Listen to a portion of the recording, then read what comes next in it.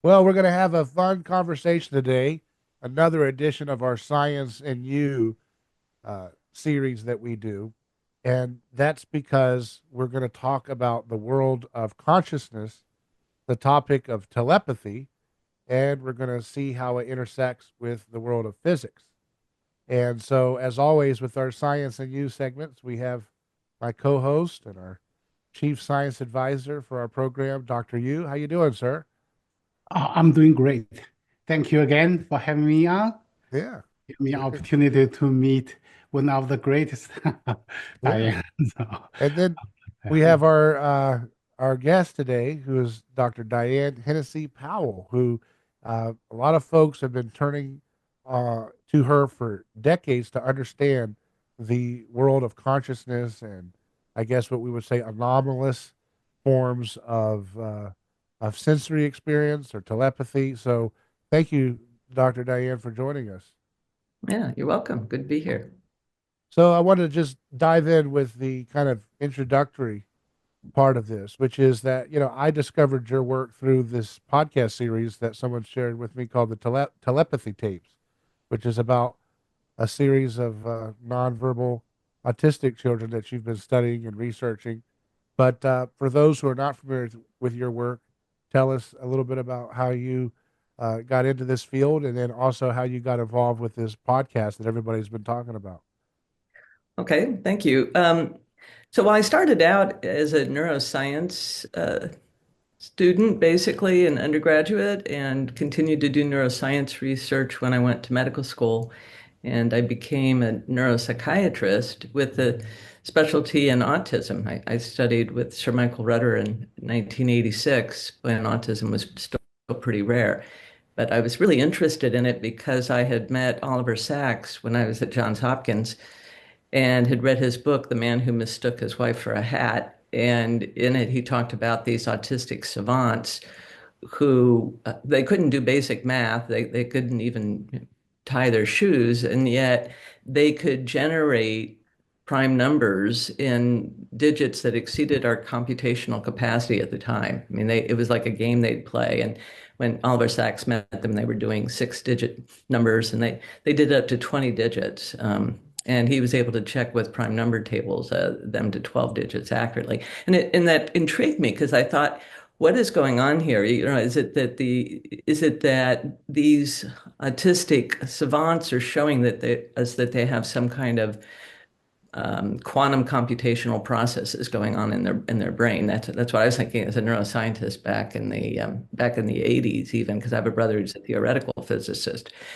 And so anyway, I wanted to study it, but it was so rare that I couldn't. But then in around 2010, after my book, The ESP Enigma, came out, autism was at a high enough incident that I was invited to go to India to evaluate some of these savants who had savant skills, and they reportedly had ESP skills, things like precognition or remote viewing.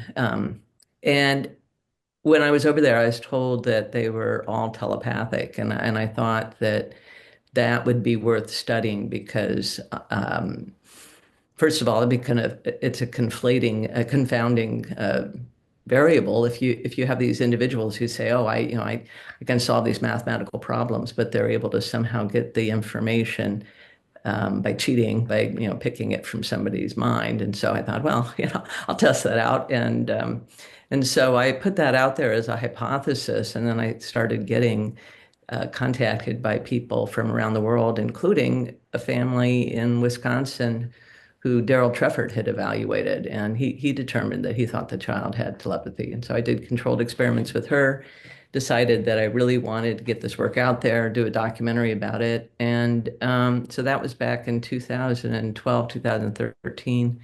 I presented this work at scientific conferences, but it's really hard to get funding when you're doing something that's so, fringe. And so when I was approached by Kai Dickens 4 years ago about doing a documentary, I agreed to introduce her to some of the families that had contacted me over the years, and particularly some who had just contacted me that month.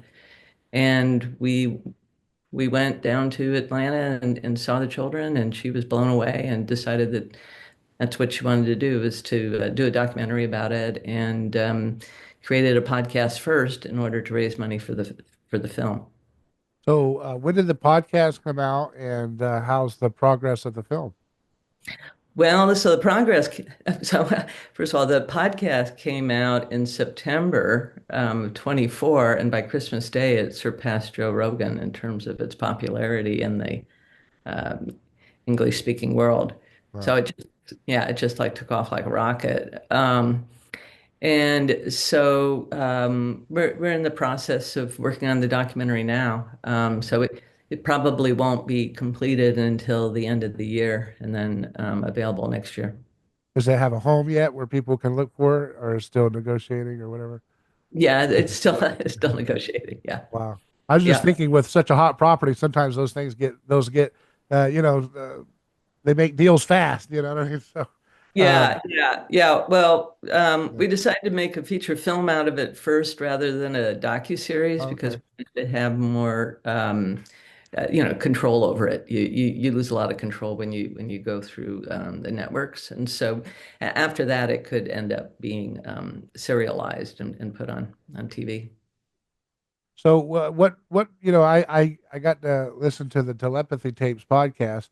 Why do you think it's resonating so wildly? This is a topic that, there's always been programs talking about these types of anomalies, and these have always been something that have been a fixture of American tabloids and fascinations and hard copy television shows and coast to coast AM radio. I mean, it's always been a thing that people have talked about these things, but something really seems to have struck a nerve this time with the podcast series that you're talking about. Can you tell us a little bit about for those who are not familiar with the show, what do you think it is that made everybody so excited about it?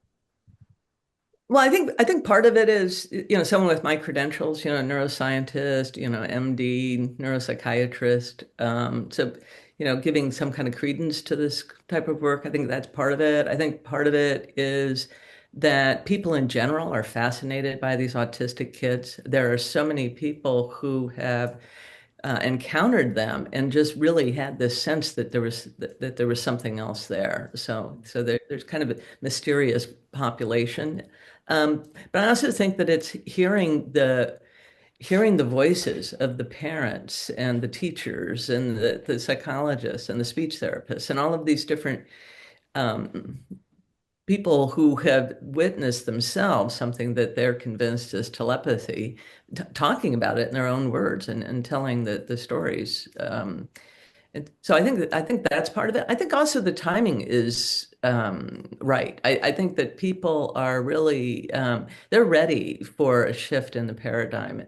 They're really there's been enough out there in the media. Whether you're talking about the films. There have been films on the Sixth Sense and whatnot, or you're talking about all of these shows. Ancient Aliens.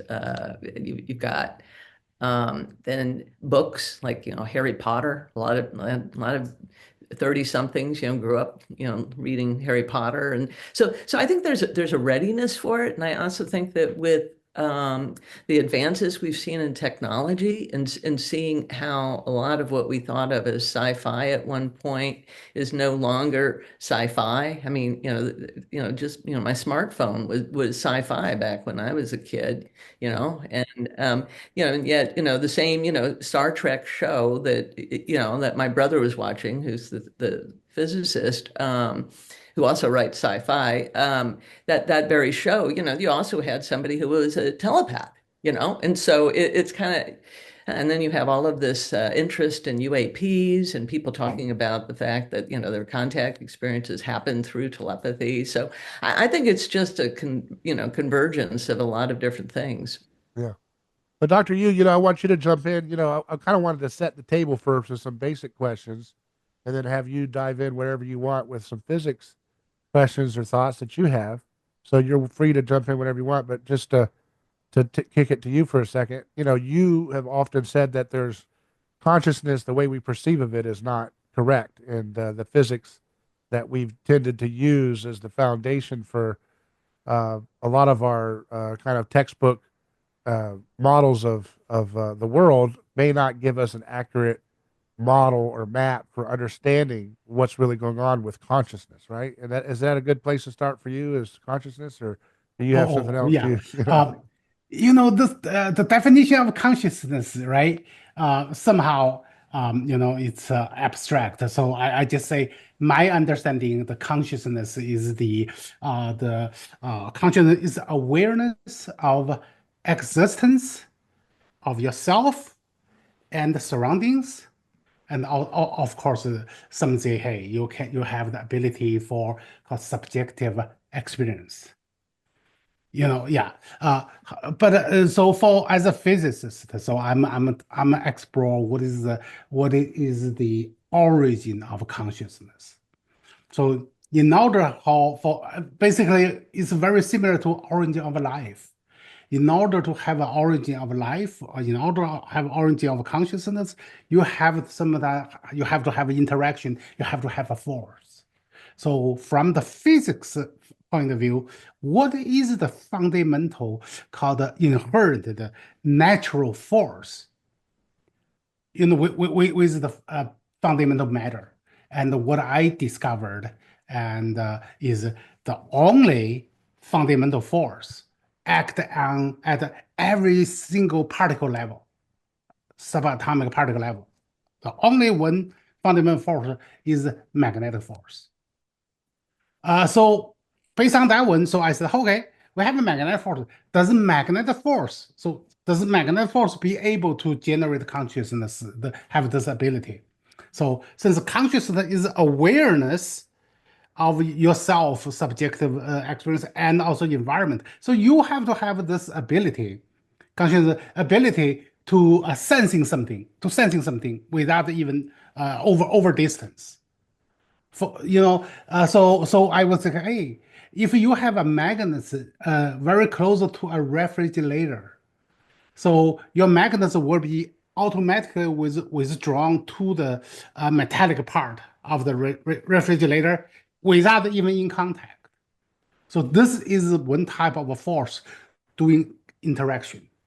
So that's what I believe. So since the fundamental force is a magnetic force, so the origin of consciousness, of course, depends on this magnetic force. And the magnetic force has the property can number one can select. It has a like pole repel, unlike pole attract. So this has the ability to select. It's not like a random have nothing is all active select based on the magnetic poles and also has the function acting over distance. And so since I'm working in at the space industry, so we doing sensing like Voyager 1 or Voyager 2, they were launched in 1977.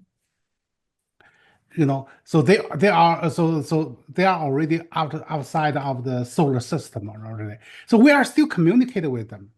That means we can still communicate with them, which I believe might have draw some similarity between human being communicate through brain instead of through called scientific instruments. The only difference is at a different resonance called resonant frequency at a different frequency level. So human being receive at a certain frequency, and so we may not be able to detect a Voyager 1's signal. However, as long as you have an instrument that adjusted to that frequency level, you can receive it. You can receive it over long, in this case, over what is that? Oh, at least more than 20 hours from the signal generated from the Voyager 1 outside of the solar system in order to be detected. The only technique we use is we know the frequency they broadcast and we tune our receiver to that frequency. Another thing is use antenna to make sure we point to the exact direction we have a receiver on.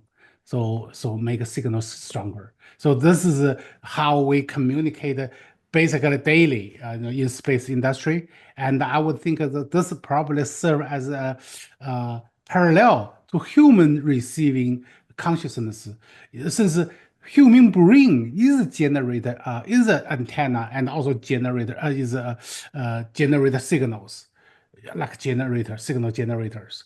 And as long as we tune in the same frequency, I believe, yeah, people can receive it maybe from this half of the universe to the Earth, maybe to other side of the Earth too, yeah, because the frequency vibrate in this atmosphere, or this ionosphere level, so can be crossed cross be receiving. I don't know if that make any sense to you, Diane. You're talking about what is it, autistic people. They're losing their direct communication ability. However, they sometimes you're losing something, you gain something, right? Somehow this strengthen their natural ability. This is a natural antenna and the receiver, uh, and communicate. So what's your view? Yeah. Yeah, well, I agree with you that I think electromagnetism is definitely involved. And what I think that they're doing is I think that they're tapping into the Schumann frequencies of the Earth that Okay. Yeah. are basically standing waves, and so those end up being like transmission lines. And so once they get into those very low frequencies, which we know for the brain, that is right there around, the borderline between alpha and theta. So right there at around 8 hertz, which is very close to the 7.8 hertz Schumann frequency. And there's a lot of research that's been done looking at the EEGs of people who have these abilities. For example, remote viewers like Ingo Swann, and his brain was operating. He had a signal in there showing that he had a regular 7 hertz signal there. And so that's what would make sense, is that we're all really interconnected by that, it's like a web of that frequency. And when we go into that state, a meditative state, that puts us into that frequency. And of course, the whole brain isn't in that frequency. You just need certain sections of the brain to be in that frequency. And one of the things I'm trying to figure out is what's the circuitry for that you need to have, in resonance with the standing waves. Oh, uh, you know, a certain part of a brain, because of different density, different hardness, different materials of brain. Of course, you have a different resonant frequency. And so you said about if we consider brain have a different parts and different strengths, so certain part of them just happen tuning into this resonant frequency. So then they can amplify. So you mentioned about a Schumann, a Schumann frequency. That's a background frequency that can enhance the signals. So Mhm. I believe that that's a very important point. Oh, so human actually brings singing this is called singing this frequency very nearby Schumann Earth resonant frequency, because that's how you need the background to enhance the signals, right? The energy. Right. And whenever so we saw that the Schumann frequency is basically under that frequency band. It could have some little bit of variations. However, as long as the human thoughts reach to one of the frequency within the human frequency range, as long as it make that, so that frequency will be enhanced because it will be Right. resonated with by Earth's natural frequency. That make perfect sense. Oh my goodness. So their frequency are very coordinated, very similar. Oh, okay. I learned something. I never thought about it. Every signals we need to enhance the signal. How to enhance? We need to have a constant input, some frequencies, very small, as long as constant. And if you resonate with that one, and gradually amplitude will be magnified, could be infinity theoretically, right? So that's how we make even very weak human thoughts transmitted over half of the Earth. Oh my goodness. That's very good thoughts. Thank you. Yeah, yeah, you're welcome. And So there's this, like the Monroe Institute, which is a place that studies these kind of phenomena and teach people how to do have out of body experiences and whatnot. They use a technology called hemisync, in which they use these binaural beats. So what they do is they have an input into the ears that is different for each ear, and they're trying to create that 7.8 Interference. frequency Oh, because yes. differential between the two ears. Yes, that's how you tuning. You are not, we are not be able to tuning right at that frequency, but we create an interference, a band. And once they catching that one, now you can fine tuning to Right. amplify only the specific frequency you are interested. Oh, they use a different frequency from the, very clever. Yeah, so it's everything go with first principle. Oh, Yeah. we can so Yeah. interesting. Yeah. I do have a question for you. Do you see telepathy other than from autistic people? How about the identical twins? Oh, absolutely. Oh, Absolutely. Oh, yeah. There's lots of research on identical twins who are telepathic with one another. Guy Playfair uh, wrote about that, and I have a chapter on that in my book, The ESP Enigma. And what's interesting, if you think about it, is each individual, due to our unique DNA, we each have our own unique resonance frequency. right. And so identical twins are going to have they're going to have the same resonance frequency. So that's why I make it so often happens between twins instead of Yeah, yeah, regular yeah, two siblings. yeah, Make a exactly. perfect sense. Is Yeah. it something about the structure of the identical twins that makes the structure of the similar structure of their face and anatomy and everything? Similar material properties, I would say. If the similar structure and if different material have different resonance frequency. So even for brain itself, different parts may have a different resonance frequency. However, identity twins, they probably have a lot of more similarities between the two than anybody else. Yeah. So more often. Go Yeah, ahead. well, fascinating. I talk in my book about identical twins who are raised apart.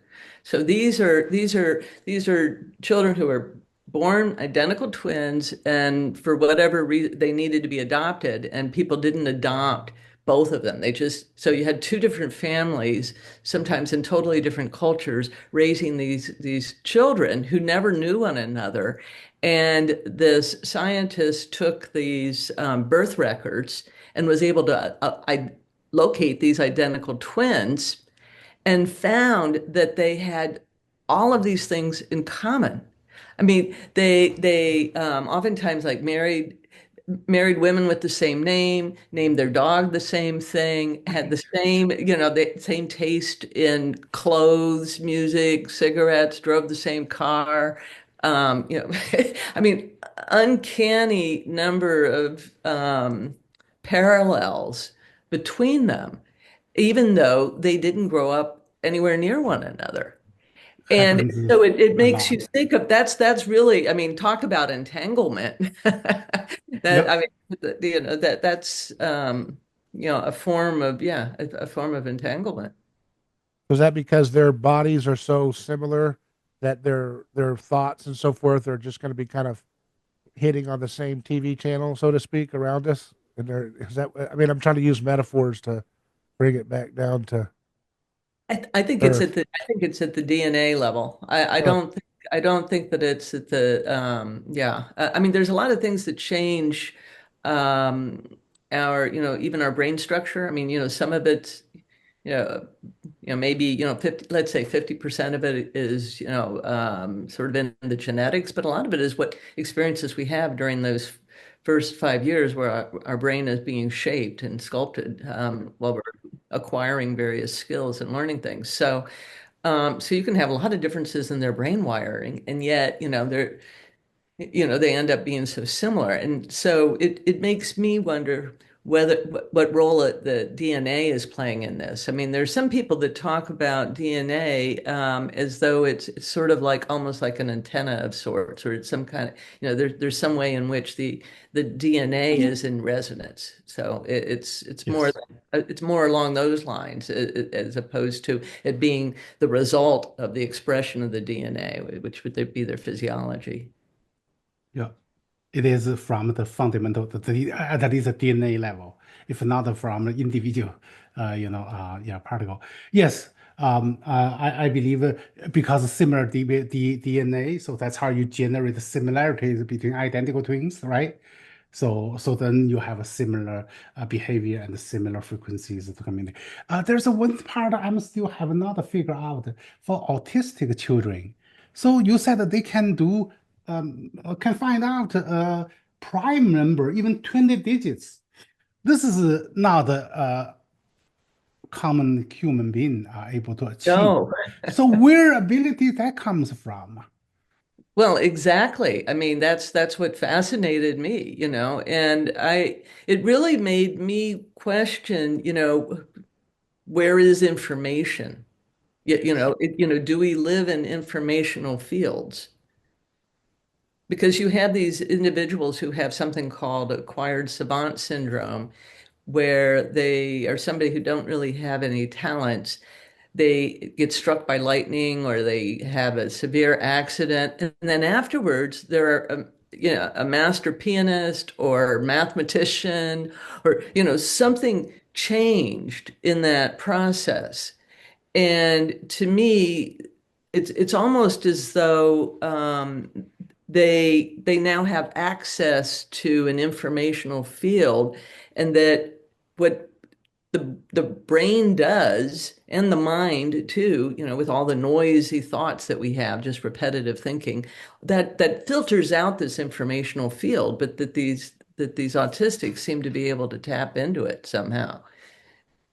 Which I mean, it's interesting because there are a lot of Eastern traditions that really talk about there being some kind of whether it's Edgar Casey called it the Akashic Records, but I think of it as that like there's something that's similar to the cloud that we surf with our computers, only it's an informational field that we, with our unique, abilities, can tap into. Um, Perhaps, that information is, some people have proposed that information is stored in plasma, since, the majority of the universe is filled with plasma. I agree totally. Yes, that's how people communicate over space, right? So where the information it has transmitted through the space. So that's why it's stored. And this space, if it's not a plasma, which means it's all charged particle. So that's why you can have the ability to store memories, store information, transmit the information. It all make perfect sense. Yeah, yeah. And some people think that plasma itself has computational properties. I don't know if you've heard that, but that's an interesting thought. Oh, so receiving those prime numbers from the But that it's, computational property of the plasma. but Plasma it's should have that information. I would believe, right?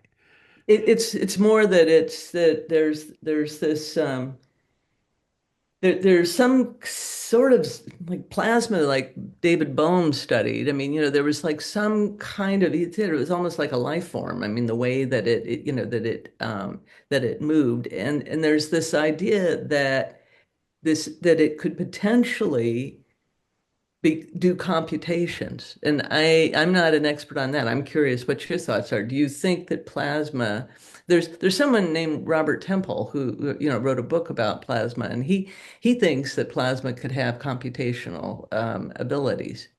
And I'm wondering if you've ever thought anything like that. Oh, but for me, is a plasma field. That's where information transmit and the information stored. The only thing is for the receiver, you open your channel to receive that piece of information.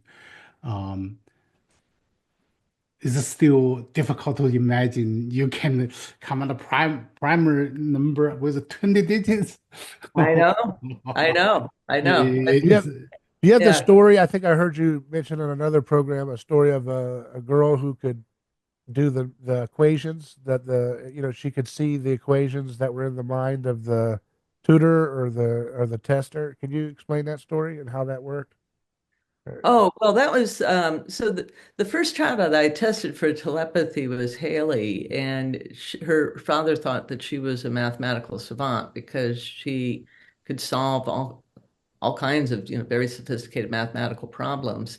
And then one day the therapist who was working with her, they call them therapists that go into the home, that was working with her, um, calculator died on her and she had to use a different calculator in order to, to figure out what the answer was. And what happened was is it gave it to her in logarithmic notation, whereas before she was getting it in regular notation. And Haley typed out the answer in logarithmic notation. And the therapist was like, well, wait a minute, how did you how did you do that, Haley? How did you know that that it's in a different notation? And then that's when Haley said to her, "Oh, I see the numerators and denominators in your mind." And so then that's when the therapist started testing her, going, "Well, what are you saying? You can read my mind? Well, who was my landlord?" And she goes, "Helmet, and oh, well, what am I thinking of right now? Oh, Barney, and so she was just blown away. And then independently, a second therapist working with the same child discovered the same thing, also inadvertently. You, you'd think if this was, well, I mean, I know the CIA used a lot of this, but you'd think they'd be harnessing this to try to get intelligence out of other countries, I guess that's what they were doing with remote viewing, but this seems like even more precise, really, you know what I mean? So if you could have a diplomat with those types of powers just walk into a room and know what the other person's actually thinking or desiring or whatever. Yeah, well, it's yeah, I mean these children have that they have to spend a lot of time just cloistered away because it's really challenging for them to be, sort of that porous, that, receiving that much information and to really function out there in the world. What is the proposed mechanism for how they would, develop such sensitivity to the fields and that level because of the lack of functionality with traditional forms of communication? Like I'm thinking of Ian McGilchrist and the left and right hemisphere, and he talks about the way in which the left hemisphere kind of in our Western society tends to dominate, and left hemisphere modes of thinking, as he would say it, tend to work themselves out in our institutions and the way in which we handle one another, and that the right hemisphere is actually the master. And he's, his famous book, The Master and His Emissary. Is that something going on there that like maybe there's some kind of damage in the left hemisphere's ability to kind of assert itself in the consciousness, and therefore the right hemisphere is able to tap into the Schumann resonance and communicate in that way, maybe? Yeah, yeah, absolutely. I mean, that's one of the reasons why I hypothesized that autistics would be the most likely to demonstrate these kinds of abilities. It wasn't just because I knew of savant syndrome, it was also that I knew about their brain functionality. And so one of the things we do know is that people who don't normally think of themselves as psychic can have these have precognitive dreams, for example, or they can have someone who just died appear in a dream to them, and so they're accessing this non-local information. And if you look at, so I thought, well, I want to know what's the brain functionality during dreaming sleep, because that could give me a clue as to what's going on during, psychic abilities. And what you see there is that the left hemisphere is shut down, and the right hemisphere is dominant. And so it's one of the left hemisphere, which is our logical sort of rational thinking, mind, which sort of limits what we can experience because it tells us what is and isn't possible. That's shut down during dreams, and that's one of the reasons why we can have impossible, what we think of as impossible dreams. Things happen in our dreams, um, and we don't even question it. we can have somebody that, has three eyes and, red skin and, we don't even think anything about it. So, so I had that hypothesis, and I thought, well, who is it that really it would be in their waking state having a right hemisphere dominance? And the autistics fit the bill because if you think about it, language predominantly, I mean, the ability to express language is a left hemisphere ability. And these autistic kids, that's where they've had something happened to their brain development such that that area didn't get developed. And then if you look at a lot of the savant skills, um, you know, a lot of them are, pattern recognition, gestalt thinking, visual spatial. Those are all what we think of as right hemisphere skills. And so I thought, oh, well, this would be the population. And Yeah. lo and behold, they they seem to fit the bill. I'd like to see if, I have a lot I'd like to ask some of these individuals, like to think about, would it be possible for them to make insights about physics to help Dr. Yu and folks like him, to understand if they know the nature of numbers, could they give insights into the nature of light and the nature of all these different phenomena that we have these theoretical debates about? Could we maybe so-called settle some of these things with some of this tapped in knowledge that they might have access to? I think these individuals should have podcasts. Are you going to help them maybe do that? Somehow translate that to. I mean, that'd be fascinating. Talk about a hit podcast. Let's hear from folks who can see in a different level, right? Yeah, yeah. Well, I mean, one of the things that we want to do is we want to create some kind of partnership between these children and scientists. Most of them really are in love with science. Yeah. That's what they want to do. And so that's why I say pair them with scientists predominantly, because that's what they're interested in. And we already have uh, one story at least, if not more, of them being able to give some insight that really helped someone out. And, a functional medicine doctor that I know asked this boy, what is it that's going on with autism? What would be a way of tr helping autistic individuals? And the boy said to give them thiosulfate, and thiosulfate is will bind cyanide, and it turns out that a high percentage, if not all, of these children have high cyanide in their system. And the source of the cyanide is overgrowth of a bacteria that produces the cyanide as a side effect. Huh. So, so if you give them the thiosulfate, it actually helps to bind the cyanide and and help see some improvements in them. But also, you want to try to treat the gut dysbiosis and you know minimize the amount of that organism that's creating the cyanide in the first place. Oh. Dr. Yu, I wanted to ask you about, you've talked about every particle having magnetic fields, every subatomic particle, infinite magnetic fields, each with their own frequency. And now we know that the heart has a stronger magnetic field than even the brain, right? So how That's does right. this communication that she's describing, how does that work on the physics level? It's not just brain to brain through the fields, it's also perhaps heart to heart. And, gut, the gut has serotonin receptors, like almost like a second brain. We always talk about go with your gut, and there could be some kind of intuitive truth to that more than we think. So how do all of these other aspects of our bodies besides just the brain help us understand the communication? And Diane, Dr. Diane, do you have any thoughts on that too? So Um, well, yeah, I mean, we have a neural net in our gut, so it's not just the and most of the serotonin for the brain actually comes from the gut.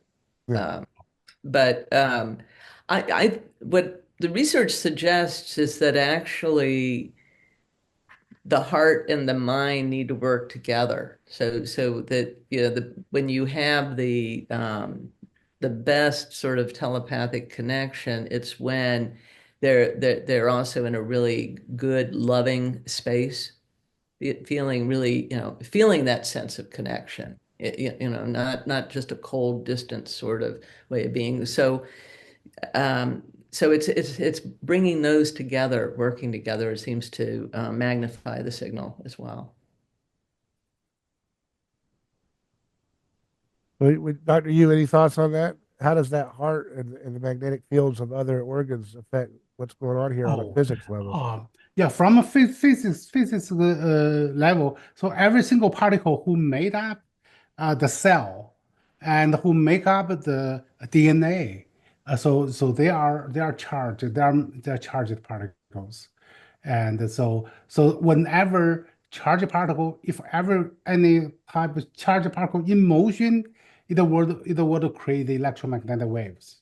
Charged particle in motion will create oscillation waves transmit. So now you are talking about also receiving. So I would think about it, if the similar parts, if you have a similar resonancy frequency, so if there's a receiving, yeah, a transmitting wave comes exactly resonant with your receiving frequency. So I believe that part will have a reaction would have a reaction. I'm not sure if that's called consciousness reaction or just say, electromagnetic interaction. Yeah. Does that signal go back to the brain? Probably have a signal. No, I have some kind of motion there. I don't know if they can detect the meaning, the pain, or some kind of meaning through that signals. I'm not sure. Yeah. Dr. Diane, or Powell, I wanted to ask you, when you see these examples in the podcast series, they all seem very positive and affirming of people. Do you ever, I mean, not necessarily, maybe not just limiting to these nonverbal autistic children, but in general, do you see people using their telepathic powers for negative or cynical purposes, or do they tend to correspond with that loving, warm state you were describing earlier? Um, well, I would say that I mean, the individuals, certainly the ones that I study, are coming from a place where they're really very loving, very, highly evolved people, on a spiritual basis. And and so I they describe, having, all kinds of spiritual experiences as well. And so it's not just about the telepathy. I mean, they describe seeing angels, for example, and whether or not they're actually seeing angels. I mean, it's that's their reality they're living in. But, and it may be that what it is that they're just picking up on an energy that is just a really, really, really positive energy, and then they, and they label that an angel, but. Um, so that's my experience, but it doesn't mean that everybody who has some kind of telepathy is, like these children. Right. Now, you mentioned children a lot. Is there a difference with adult nonverbal autistic adults that maybe they lose that effect? Why weren't they studied? Oh, well, one of the reasons why I focused on children in the beginning was because of another thing, and that is that, as I mentioned, I was using dreaming sleep and the brain functionality during dreaming sleep to inform me as to what would be the brain functionality in somebody who's waking. And another thing that happens during dreaming sleep is that the frontal lobe shut down. And in a child, the frontal lobe is not fully hooked up to the rest of the brain. It's not fully myelinated. So you have less of that inhibition from the frontal lobes to the rest of the brain. One of the reasons why you see, poor impulse control in, people with who are young children, for example, and even in these autistic individuals, it's because their frontal lobes are not as fully developed, and so it's just harder for them to exhibit that. ADD is another example where the frontal lobes are not fully inhibiting the rest of the brain, and but by the time you've gone through puberty, then then that's changed, and your frontal lobes are, generally well connected. And so I wanted to focus on children to maximize the chances of having that high psychic ability. But with a lot of the individuals that I refer to as children in my research, they're really not children in the sense that they're not under the age of 18. They're, I use the word children mainly because they're a child of the person they're telepathic with. So Have you studied the magnetic fields or telepathic perceptions of people with their pets? That's something that I've studied at Rupert Sheldrake's works. He's talked about his study with researchers, like a pet parrot that was very precocious and would interact with the dreams of their owner while their owner was sleeping, and they'd see, or would say words related to things on the television that were far away. It was like pictures of a certain scene while the credits are going. The bird's in the whole other room, the second floor, and is saying words related to what the pet owner and his family are observing, that they're just impossible for them to see that. So how does that, have you looked into that, and how does that connect with this phenomenon? well, yeah, I'm very familiar with Rupert's work, Yeah. and in fact, he became interested in telepathy because a professor at Cambridge, where he was, um, told him about an experiment that he had engaged in with an ophthalmologist of a blind boy who couldn't read the eye chart unless his mother was there. And then the ophthalmologist realized that this kid was telepathic with the mother Wow. and and did experiments even at a distance from the mother, and it just blew Rupert away, and so he decided to study telepathy. But I mean, he's not a medical doctor like me, so he didn't have access to children to work with. But he started working with animals, Yeah. and I think that telepathy is actually I think that it is an ability that to access sort of the mind of another member of our species, or even of a different species that really exists, probably across the animal kingdom, as a natural way of being. Yeah, I think that we're probably all born with shared consciousness. And that as we go through that stage at around the age of 1.5 or 2, where we really start to identify individuation separation stage is what it is in Piaget, when we start to really identify with, that we're a separate individual from our mother, let's say, and identify with the body as ourself. Once we've gone through that stage, then we start to lose that ability. But these autistic individuals lose their language during, right during that time period. They regress right when they're, between the ages of 1 and 2. And so they never develop, they never develop this, this way of communicating. And I think that they're just using what's an innate default mechanism, that actually that shared consciousness actually plays a role in the acquisition of language, and then it goes underground.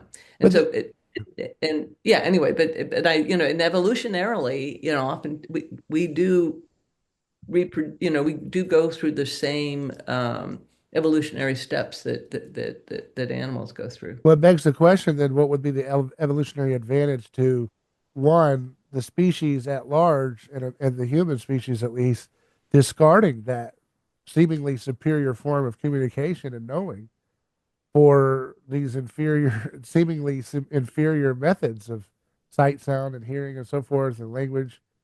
What's the evolutionary advantage of doing that? There isn't an evolutionary advantage to it. I mean, I think that we have paid a huge price. But here's what I think happened is that I think that language is a technology. It's a tool, it's a technology. And so what happened is initially it was like an adjunct. And then over time, it got corrupted because as people saw that they could use it to their own advantage. Huh. And I mean, just like I mean, so many technologies get corrupted. They start off with that they're a positive thing, and that's why they're created and introduced. Um, but then over time, there's a corruption that where something gets misused, and so I think that's so now it's backfiring on us. Very interesting.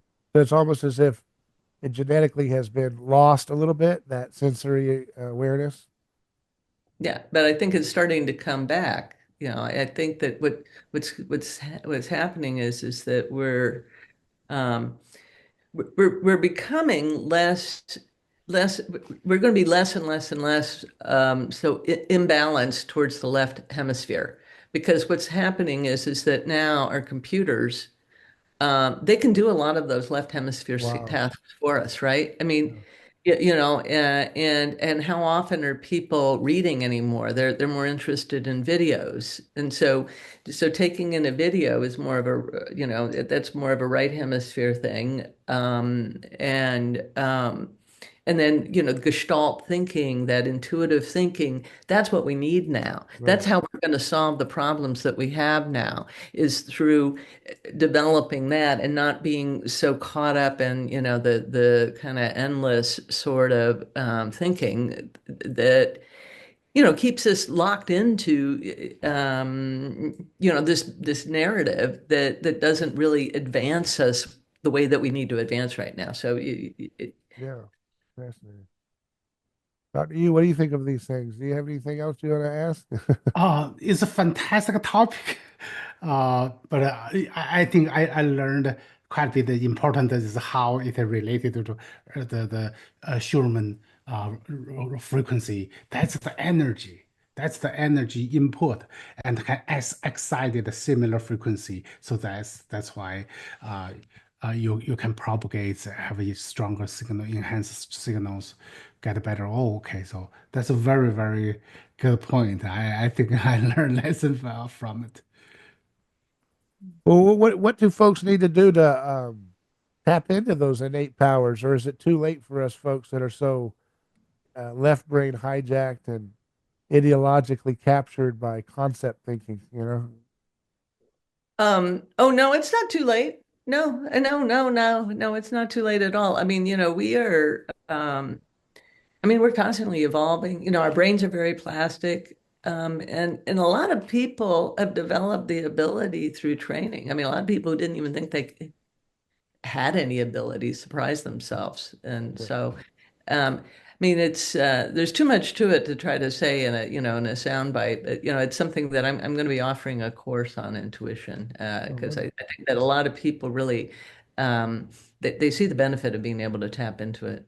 Wow. I mean, it seems like we're on the cusp of really moving into a different state of human awareness, and society can maybe really progress alongside it if some of these things can be done and thought about seriously. And that's one of the reasons why I wanted to have this dialogue today with you both, who have been quite helpful to allow, physics has tended to be what I call the holy of holies of scientism. And it's like, don't touch that. It's rarefied. Don't touch it because it has world destroying powers with nuclear technology. So everybody kind of, at the turn of the World War II, they kind of sealed that off. And I feel that physics needs to be a little bit more free and able to interact with these so-called anomalies and alternative ideas to help facilitate the paradigm shift to take place, because you can't allow these things to be boxed off forever and isolated. So, Yep. I appreciate you guys both for coming on. Do you have a copy of the book you could share for us, Dr. Powell? Or a picture, a copy of it near you? Otherwise, I'll just, we can put a link to it, but it's the ESP Enigma, the Scientific Case for Psychic Phenomena by Diane Hennacy Powell, MD. And that's available. You can get it right now at drdianehennessy.com. And anything else you'd like to leave us with or point us to? Well, I'm going to be doing some speaking, public speaking this year. I'm going to be speaking at the Confluence Festival in Texas um, in early May, and then Contact in the Desert in late May, early June, and then at the IANDS, which is the Institute for Studying Near-Death Experiences in Chicago. So that's going to be in August. So I'm Yeah. going to be I'm going to be doing a lot of public speaking. Has your work, since you've been faithful in this field for so long, have you changed your worldview about anything, having gone through your work to where you are now? Oh, everything. I mean, everything has flipped upside down. I mean, it hasn't been, all at once. It's been like one aspect of the paradigm after another that has shifted.